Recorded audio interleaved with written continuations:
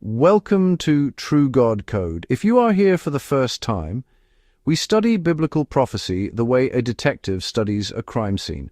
We start with the text, we map the evidence, we follow it wherever it goes, and we tell you exactly what confidence level we are working at every step of the way. No hype, no dates written on whiteboards, no sensationalism, just the record, the framework, and the honest assessment of what the evidence produces.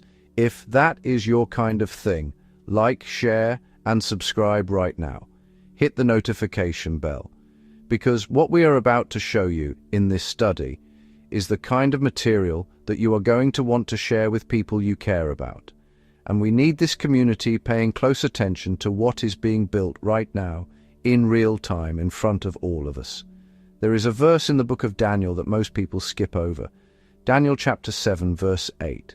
Daniel has just watched 4 great beasts rise from the sea. The 4th beast is terrifying beyond anything he has seen before. And then, among the horns of that 4th beast, something new appears, a little horn. And Daniel writes this: it had eyes like the eyes of a man, and a mouth speaking great things, eyes like the eyes of a man. Most commentators focus on the mouth, the great things spoken, the boasting, the blasphemy, but the text gives us the eyes first. Before the speaking comes the seeing. Before the enforcement comes the surveillance. Before anyone can be marked or excluded or targeted, the system first has to be able to see them, to know who they are, where they are, what they have done, and what they are likely to do. The eyes come before the mouth. The surveillance architecture comes before the mark system, and Revelation 13 confirms it. The image of the beast does not just speak, it watches, it identifies, it causes those who will not worship to be killed. That is not a political system operating on rumors. That is a system with perfect real-time information about every individual within its reach. We call this the eyes layer. And in this study, we are going to show you that it already exists. It is already operational. And it was built by a network of men whose connections to each other trace, in part, through the files of the United States Department of Justice. We are going to follow a thread that begins with a suicide note released by a federal judge last week and ends with the most comprehensive surveillance and enforcement architecture in human history. We're going to show you who built it, how it works, how it connects to every other layer of the system Revelation 13 describes, and what it looks like when it is fully deployed. Not as prophecy, as engineering, because the pieces are already built. They are already running, and the only thing that has not yet happened is the covenant that gives this system the mandate to integrate them. That covenant opens April 14, 2033. We have shown you that date across 18 independent confirmation streams. We are not changing it. We are showing you what is being assembled in the 7 years before it arrives. This is not fear, this is not panic. This is the framework doing exactly what it was built to do. We do not interpret, we decipher. Then we watch. Let's go. Chapter 2, the dinner party. Let us begin. There is a dinner that has not been widely discussed because the people who attended it would prefer it remain unremarked upon. The year is 2015. The host is Jeffrey Epstein. The location is his home in Palo Alto, California. Documents released by the United States Department of Justice reveal that Epstein hosted a dinner in Palo Alto, attended by Mark Zuckerberg, Elon Musk, Peter Thiel, and MIT neuroscientist Ed Boyden. The dinner was facilitated by Reid Hoffman, the co-founder of LinkedIn. After the event, Hoffman connected Zuckerberg and Epstein by email. Read that guest list again. Zuckerberg, Musk, Thiel in the same room, hosted by a man who was already a registered sex offender, facilitated by the man who built the most comprehensive professional social network in the history of civilization. We are not here to prosecute anyone. No one at that dinner has been charged with a crime in connection with it. We state that plainly and we mean it. What we are here to do is document a network, because the network is what the framework requires us to see. And what that dinner represents is this: the moment when the man who built the seeing stone, the man who built the social graph, and the man who would later fund the Covenant Confirmers Brothers Weapons Company were all in the same room, introduced to each other by a man whose entire operation, we now understand, was built around access, leverage, and connection. Before we go any further, we need to understand what Epstein actually was, because most people's mental image of him is wrong in a way that matters for everything that follows. Jeffrey Epstein was not primarily a sex trafficker. He was primarily a networker. The trafficking was the mechanism of control. The network was the product. He moved through the world assembling relationships between powerful people who would benefit each other, and who, in the process of benefiting each other, became bound together in ways that created leverage he could use. He connected Silicon Valley to Israeli national security. He connected financial capital to scientific research. He connected technology to government. He introduced the man who would build the world's most powerful surveillance company to the Israeli defense establishment. He introduced the world's most powerful professional network builder to the founders of the surveillance company and the social media company and the payments company. He did all of this in a way that left fingerprints on everyone he touched. The fingerprints matter because of where those people went after him. DOJ released documents show Epstein spent years connecting Peter Thiel, the co-founder of Palantir, with former Israeli Prime Minister and Defense Minister Ehud Barak, arranging at least 6 separate meetings because both men wanted to connect Silicon Valley with Israeli national security. Epstein also steered Thiel toward Israeli cybersecurity startups with roots in Unit 8200, the Israeli military's elite cyber intelligence arm. And between 2015 and 2016, Epstein invested approximately $40 million in Valar Ventures, one of Thiel's own firms. The partnership between Palantir and Israel's Ministry of Defense, the partnership that is today supplying AI targeting tools for active military operations, traces its origins to introductions made by Jeffrey Epstein. Documents released by the DOJ also reveal a longer and more personal relationship between Epstein and Reid Hoffman than was previously known.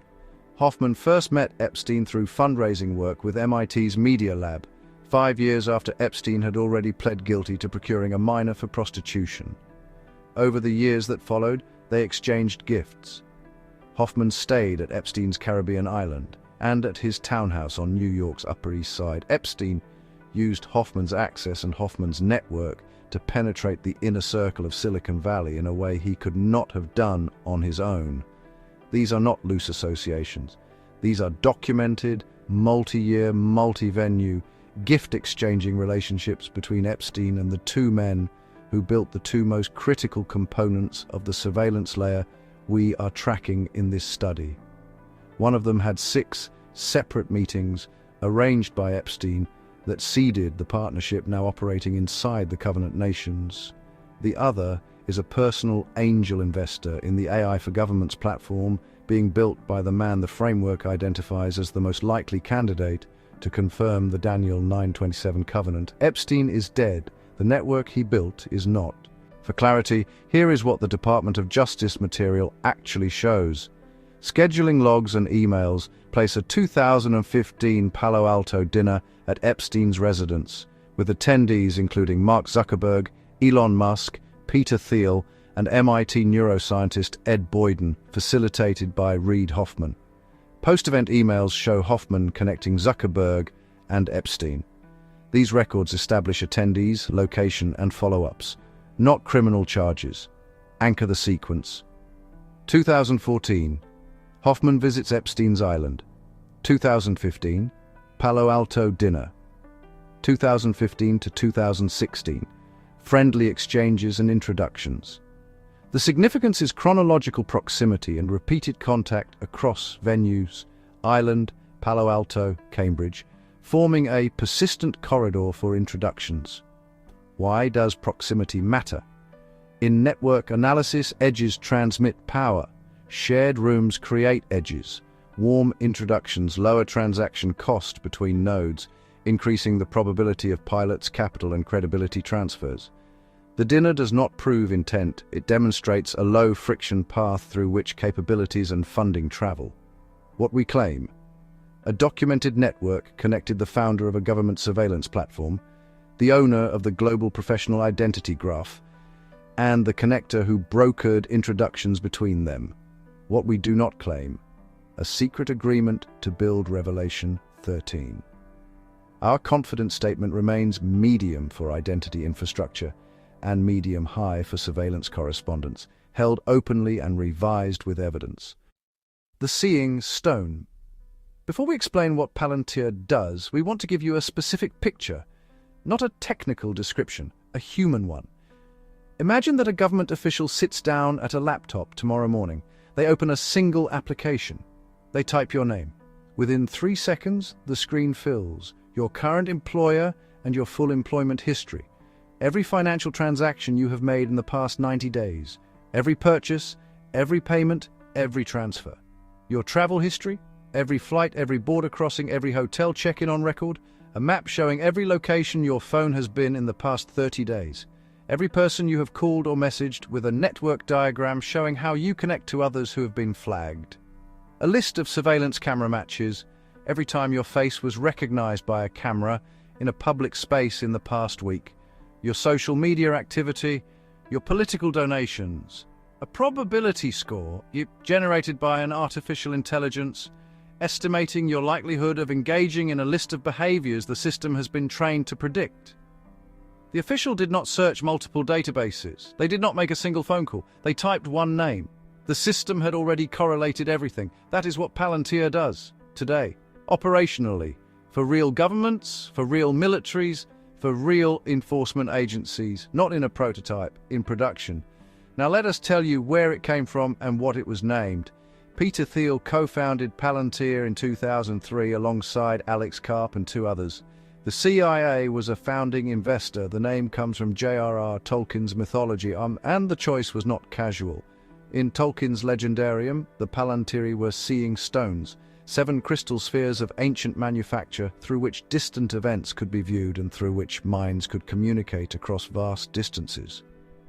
Sauron possessed one.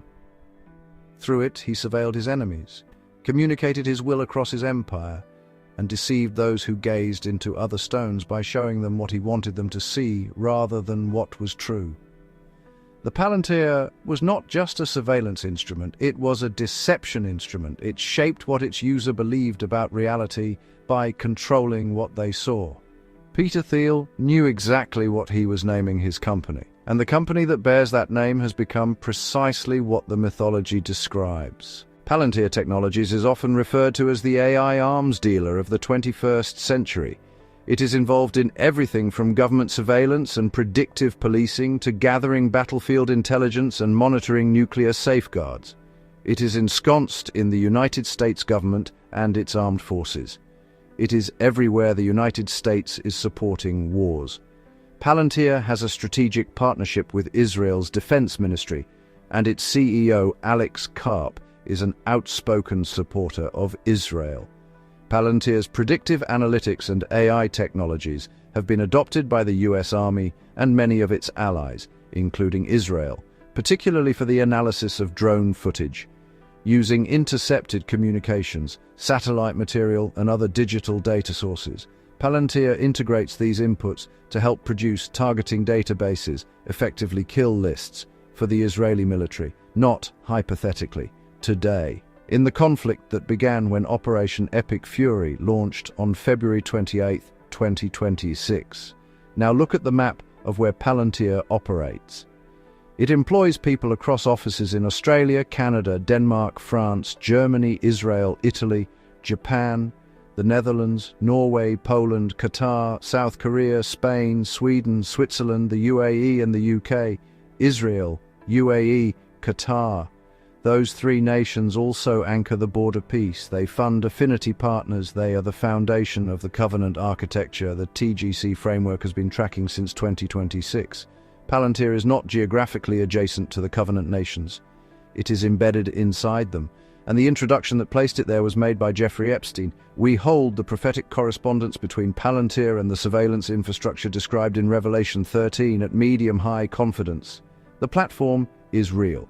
Its capabilities are documented. Its presence inside the Covenant nations is verified. Whether this specific company becomes the operational backbone of the system the text describes, or whether it is one among several systems that collectively fulfill that role, is something the framework tracks and does not overclaim.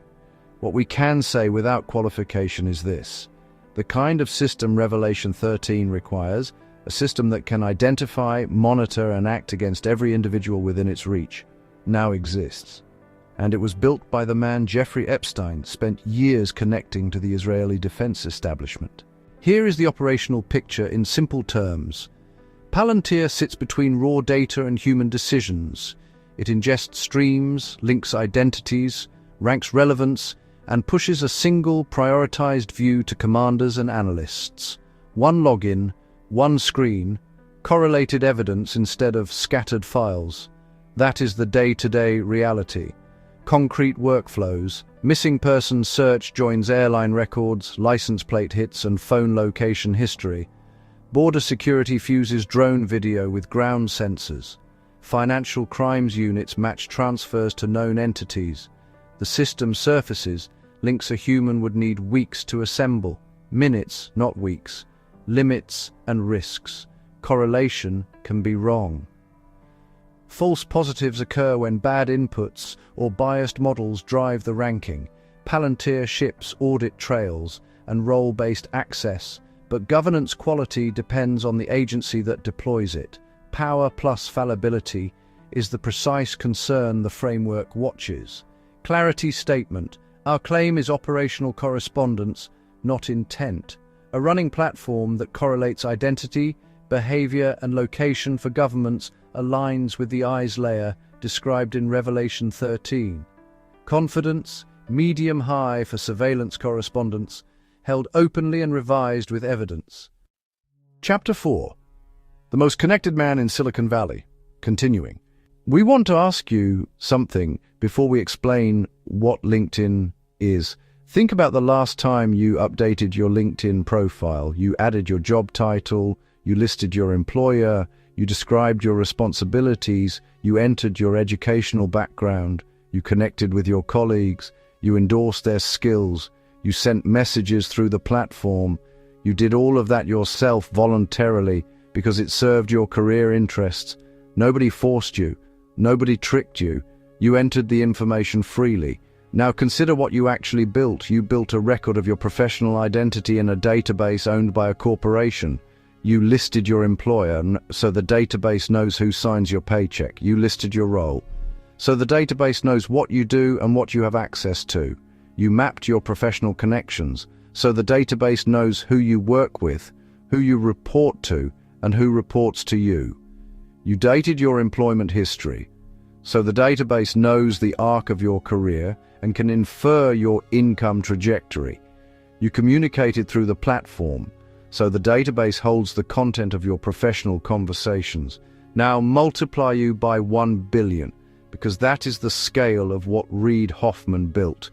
1 billion users, over 200 countries, every person of professional significance on Earth, every government official, every military contractor, every diplomat, every corporate executive, every intelligence analyst, every engineer building the systems this study tracks has a LinkedIn profile, and every one of them built their own record, voluntarily, continuously updated, voluntarily maintained.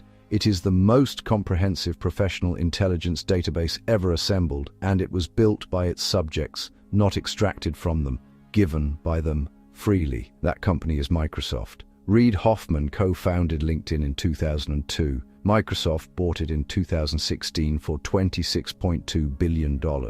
Microsoft also owns Azure, the cloud infrastructure running a significant portion of the world's government AI systems, including classified US government workloads. Microsoft also owns GitHub, where the world's software is built.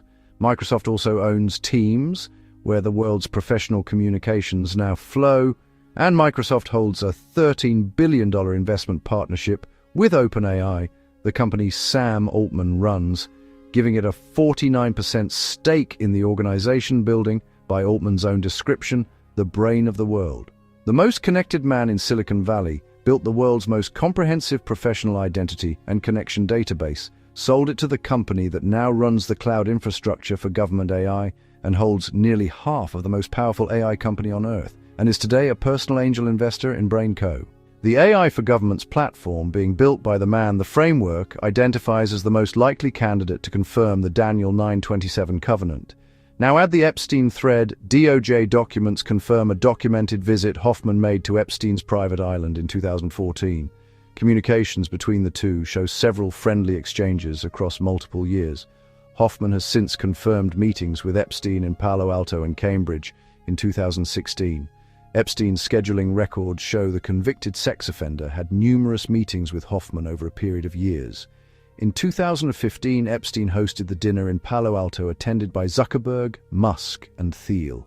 Hoffman facilitated Epstein's introduction to Zuckerberg by email after the event. Hoffman was not just a friend of Epstein, he was the social architecture through which Epstein accessed Silicon Valley's inner network. He was the introduction mechanism. He was, in the most literal operational sense, the connector. The man who built the world's most powerful professional connection database was also personally connecting the world's most prolific elite networker to the founders of the surveillance company and the social media company. And he did it from the same island, at the same dinners, through the same emails that are now in the DOJ's possession. We are not asserting that Hoffman knew what Epstein's network was fully doing. We make no such claim. What we are asserting is that the man who built the professional identity layer of the surveillance architecture we are tracking was, simultaneously, the connector through whom the surveillance company's founder was introduced to its most consequential clients. The same man, the same network, the same documented timeline. We hold the prophetic correspondence between the LinkedIn and Microsoft professional identity infrastructure and the identity verification layer. Revelation 13.17 requires at medium confidence. The mark economy cannot function without reliable identity. LinkedIn provides identity for 1 billion people across 200 countries. Whether this specific platform becomes the identity layer of the system the text describes, or whether it serves as the foundation from which a more comprehensive system develops, is something the framework watches and does not overclaim. What it cannot deny is this: the most comprehensive voluntary professional identity database on Earth is owned by the company that controls government AI cloud infrastructure and nearly half of the world's most powerful AI system. And it was built by the man who introduced the Seeing Stones founder to Silicon Valley's inner circle. Clarify the term, professional identity graph. It is the map built from voluntarily supplied work histories, roles, organizations, and connections, not secret scraping. The point we make is proximity and scale. 1 billion people continuously updated in one corporate platform that governments already integrate with elsewhere. Microsoft's cloud runs a large share of government AI workloads. LinkedIn's data is owned by the same parent. That does not prove data sharing. It does lower friction for identity-adjacent integrations, procurement, and technical compatibility. Our claim remains correspondence, not access. Operational example: an agency building an AI staffing or sanctions workflow links internal records to publicly available professional identities, titles, employers, and networks validate who a person is and which organization they touch. The result is faster correlation of identity to role and influence, limits and risks. Profiles can be outdated or performative. Correlations can misclassify. Governance varies by deployer. Our position: medium confidence that the LinkedIn Microsoft layer constitutes the most mature professional identity substrate for Revelation 13:17 correspondence. We watch, document, and revise with evidence. How the eyes work. Now we want to show you how these pieces connect, not as a list, as a system, because the power of this layer is not in any single component. It is in what happens when they are all running simultaneously, feeding each other, filling each other's gaps, producing a picture that no single component could produce alone. Start with identity, Before any surveillance system can function, it has to know who it is looking at. The LinkedIn and Microsoft infrastructure solves this for the professional world. 1 billion people have voluntarily entered their professional identities into a single database. That is the starting point. The system knows who you are professionally, where you work, what you do, who you know, but professional identity is only the beginning. What the system needs next is behavior. What are you doing? What have you purchased? Where have you traveled?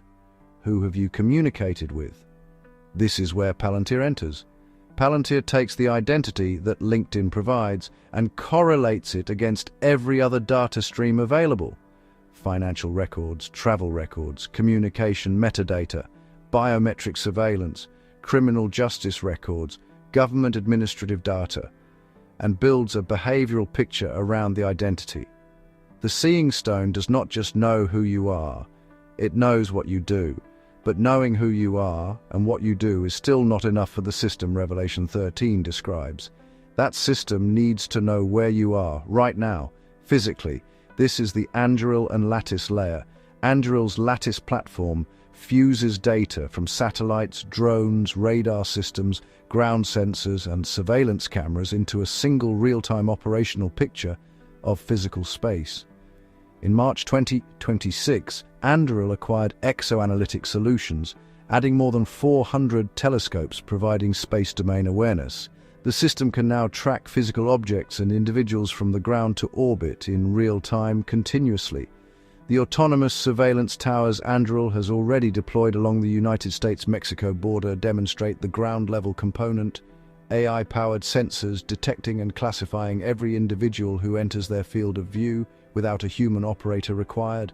So now the system knows who you are, what you have done, and where you are right now.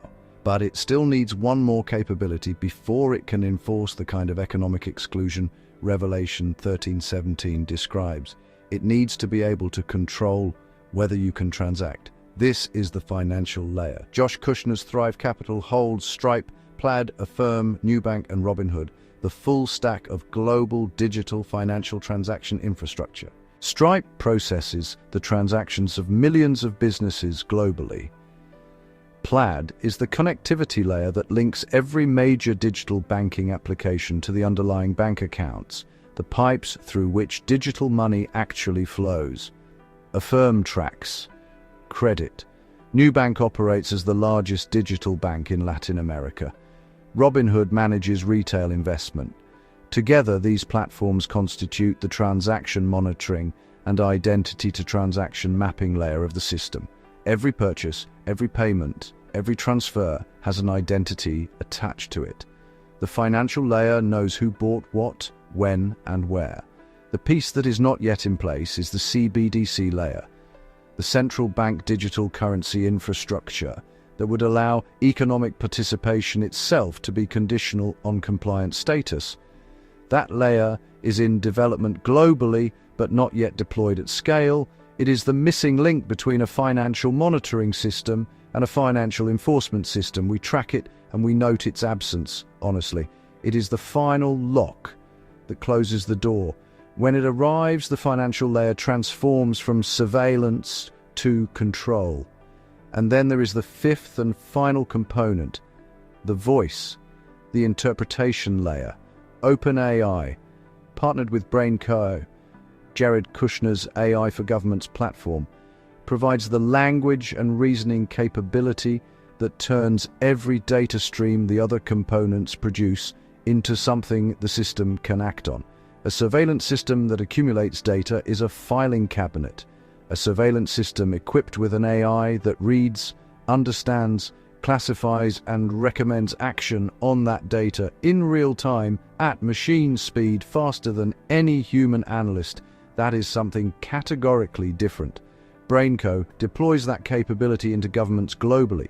The governments operating Palantir and Lattice and the financial transaction layer will increasingly use AI to interpret what those systems see. The eyes do not just observe, they understand what they observe. Identity, behavior, location, financial access, interpretation, 5 components, all operational, all expanding, all connected through the same documented network of investors, founders, and relationships. The framework has been mapping since the beginning of this study. The system is not complete, but it is not in prototype. It is running, and it is building toward integration. Operational pathway. Identity binds to accounts via KYC. Merchant category codes and sanction lists gate transactions. If you are flagged, the processor authorizes or declines in milliseconds. Monitoring becomes control when approval turns conditional by role, location, time, or spend type. CBDC programmability adds switches, whitelisted wallets, time-limited funds, geo-fenced spend, and purpose-restricted vouchers. None of this is science fiction. These are design patterns in current pilots. When attached to identity, rules execute automatically at checkout. Bridge model. Today, Stripe and Plaid map transactions to identities. Banks apply AML rules. Platforms freeze accounts on policy triggers. Tomorrow, a CBDC layer can embed those triggers in the token itself. The same checks move from platform policy to protocol logic. Limits and edge cases, offline payments, cash escape valves, jurisdictional variants, and legal due process requirements. These slow universal enforcement, but do not erase the direction of travel. Confidence, medium for financial enforcement readiness, medium-high if CBDC programmability standardizes across covenant nations. The Epstein thread. What it actually means. We need to stop here and say something that goes beyond the documentation, because if we do not say it clearly, this study becomes a conspiracy video. And it is not a conspiracy video. It is a framework study. There is a difference, and the difference matters. A conspiracy requires a coordinated plan. A group of people who know what they are building, who meet in secret, who consciously intend the outcome they are producing. We are not asserting that. We have no evidence for it. Peter Thiel did not sit down with Jared Kushner and Reid Hoffman and Palmer Luckey and Sam Altman and agree to build the beast system of Revelation 13. That is not what the framework claims, and it is not what the evidence supports. What the framework claims is something different, and it is described precisely in the text of Revelation 13:2. Speaking of the first beast, John writes, "The dragon gave him his power and his throne and great authority." The dragon, not the beast himself. The beast does not generate his own power. He receives it from the dragon. The dragon is the unseen director. The dragon is the one who operates through the world system, through ambition, through greed, through the natural human appetite for power and connection and wealth, in ways the participants do not consciously coordinate around. The beast does not need to know he is the beast. The people building the infrastructure do not need to know they are building the infrastructure. The dragon produces outcomes through the natural mechanics of human behavior. He does not need a secret meeting. He has something more reliable, human nature. This is the lens through which the Epstein thread should be understood. Jeffrey Epstein built a network through the oldest mechanics in the world: access, flattery, money, and the cultivation of mutual benefit. He did not need to tell Peter Thiel that he was seeding the Middle Eastern penetration of the surveillance layer of a prophesied enforcement system. He introduced him to Ehud Barak because both men wanted to connect Silicon Valley to Israeli national security technology. That was the stated purpose. That was probably the full extent of what either man consciously understood. But the outcome? Palantir embedded in the Israeli Ministry of Defense, producing targeting data for active military operations across the covenant nations.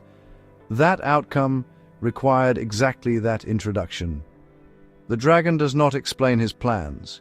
He simply arranges the conditions through which the right people find each other. The same is true of Hoffman.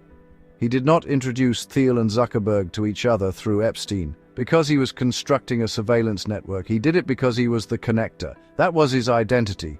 That was his brand. That was what made him the most connected man in Silicon Valley. The man who understood that the value of a network is in its connections, and that every new connection made the network more powerful. He was doing what he always did. But the outcome, the founder of the professional identity database in the same room as the founder of the surveillance platform, introduced by the man who would connect them both to Middle Eastern power networks, that outcome served a purpose the participants did not articulate and may not have understood. This is what convergence means in the framework. It does not require a conspiracy. It requires a world in which the same network keeps producing the same outcomes, in which the same investors fund the same companies, in which the same relationships produce the same introductions, in which the same architecture assembles itself through the ordinary mechanics of ambition and capital and connection, without anyone at the table understanding the full picture of what is being built. The framework's principle has always been this. We do not look for evil intent. We look for prophetic correspondence. The question is not whether these men know what they are building. The question is whether what they are building matches what the text describes. And the eyes layer, Palantir, LinkedIn, Lattice, the financial transaction infrastructure, the AI governance platform, matches what the text describes with a precision that no prior generation could have accessed. Daniel saw eyes like the eyes of a man. John saw an image that could watch and speak and kill. We are now looking at the infrastructure that makes both of those things technically possible, currently building, currently operational, currently embedded in the nations the framework has been tracking since before any of this began. The dragon does not need a conspiracy. He has the world. Operationally, the dragon looks like incentives. Capital seeks returns. Leaders seek prestige. Agencies seek security. Each actor optimizes locally. The alignments emerge globally. No secret meeting required. Mini scenario: a dinner creates trust. A warm email lowers friction. A demo shows capability. A pilot starts. Procurement follows. The network advanced one step, without anyone naming the end state. Use a simple rubric. 1. Is there documentation? 2. Does it operationally correspond to the text? 3. Is the confidence level stated and open to revision? Also note limits and alternatives, coincidence, survivorship bias, parallel invention, policy cycles. Our position today: medium-high for surveillance correspondence, medium for the identity to finance bridge. Both are revisable. Check primary sources yourself. DOJ schedules, corporate filings, public contracts. We allege no intent. We track correspondence, and we revise with evidence. If you've been with this channel, you know the framework. If today is your first time, hear this plainly. What we have documented is not a conspiracy theory, not speculation, not fear theater. It is a documented architecture, built by named people, filed in public, funded by traceable capital, deployed through trusted institutions. It aligns with uncanny precision to what a text written 2,000 years ago said would exist at the end of the age. For the world, the infrastructure is real. The system is not coming. It is here. The surveillance is live. The identity layer is built. The AI interface is deploying. The weapons are operational. The financial rails are in place. Most will never see it assembled because they are only shown one piece at a time. For Christians, this means the text was right. The prophets were not writing metaphor or myth. They documented what they were shown, so far beyond their frame that they used beasts, horns, an image that speaks. The world they described is the one you are standing in. This is not cause for fear. The same prophecy that describes the system describes its fall. The document that names the beast names the one who removes it. If the first half is this accurate, the second deserves the same weight. The instruction has not changed. Do not be deceived. Do not be afraid. Keep your eyes open. Know what you are looking at. Refuse to serve what you now see clearly for what it is. That is why this channel exists. If today clarified something, if the architecture snapped into focus, take one moment and like this video. It costs nothing and tells the platform this work should reach those who need it. Subscribe if you haven't. We're not done. The layers connect. Each study builds on the last. You'll want to be here as the picture comes into focus. Share this with one person. Not a blast, a name. Someone in your life who's been asking honest questions no one will answer. We're grateful you're here. We didn't build this for an audience. We built it because the evidence demanded it. The fact that you stayed means you follow evidence over comfort. That matters. Tolkien wrote that darkness fails not because the powerful overthrow it, but because the humble refuse to serve it. That refusal begins with seeing. This channel exists to help you see. We do not interpret, we decipher, then we watch. Thank you for being here. We'll see you in the next one.